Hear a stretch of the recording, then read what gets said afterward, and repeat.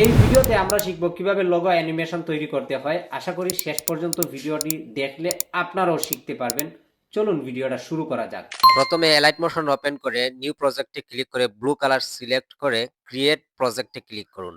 তারপর আপনার পছন্দ মতো যে কোনো একটি লগো অ্যাড করুন। তারপর মুভ অ্যান্ড ট্রান্সফর্মে ক্লিক করে স্কেলে ক্লিক করে লগোর সাইজ একটু ছোট করে দিন। তারপর ইফেক্টে টাচ করুন, এরপরে অ্যাড ইফেক্টে টাচ করুন, এরপর স্মুথ ভেভেল নামে ইফেক্টটি অ্যাড করুন। এরপর রেডিয়াসে ক্লিক করে 45 করে দিন।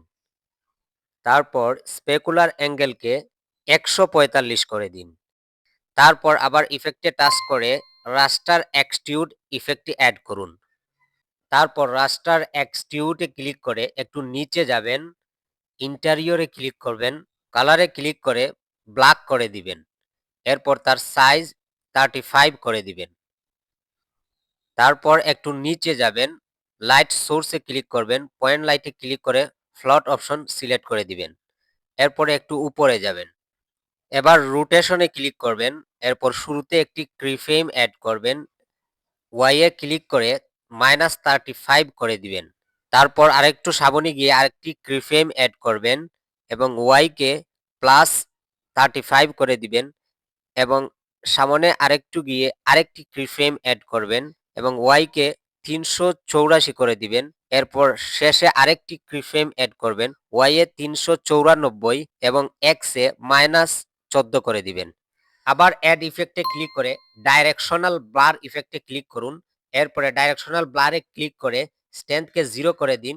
এরপর সামনে গিয়ে একটু কিফ্রেম অ্যাড করুন, আরেকটু সামনে গিয়ে আরেকটি কিফ্রেম অ্যাড করুন এবং উভয় কিফ্রেমের মাঝ বরাবর এসে স্ট্রেংথকে একটু বাড়িয়ে দিন।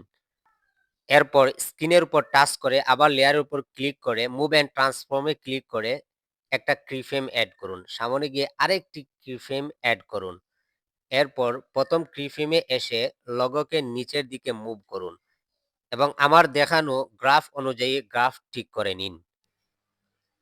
এরপর 1 সেকেন্ড সামনে গিয়ে স্কেলে ক্লিক করে একটি কিফ্রেম অ্যাড করুন। এরপর শেষ দিকে গিয়ে লোগোর সাইজটি একটু বাড়িয়ে দিন। দেন আপনার কাজ শেষ, আপনার লোগো তৈরি হয়ে গেল। এখন আপনাদের কাজ হচ্ছে প্র্যাকটিস করা। যদি আপনারা ঠিকঠাক মতো প্র্যাকটিস করতে পারেন, আপনারাও শিখতে পারবেন। যদি ভিডিওটি ভালো লাগে, লাইক, কমেন্ট, শেয়ার এবং ফলো দিতে ভুলবেন না। আল্লাহ হাফিজ।